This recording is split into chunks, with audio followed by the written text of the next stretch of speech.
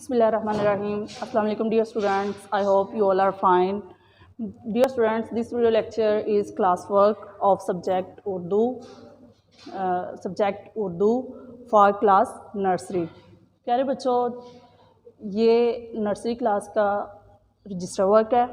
آج ہم آپ کو بتائیں گے کہ حروف تہجی کیسے لکھتے ہیں اور ساتھ ساتھ آپ کو پڑھنا بھی سکھائیں گے. پیارے بچے، حروف تہجی کا پہلا حرف ہے الف. اب میں آپ کو بتاؤں گی کہ ہم الف کیسے لکھیں گے. پیارے بچوں، ہم اس طرح الف لکھیں گے. دوسرا حرف ہے بے. کیا ہے یہ؟ بے. اس طرح پیارا پیارا. کیا ہے یہ؟ بے. نیکسٹ پے.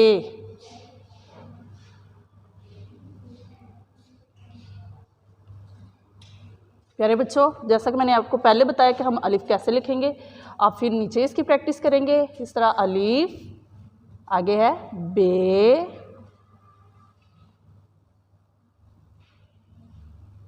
آگے ہے پے. ایک دفعہ پھر پریکٹس کریں. الف، بے، پے. پیارے بچوں، یہ حروف تہجی ہے.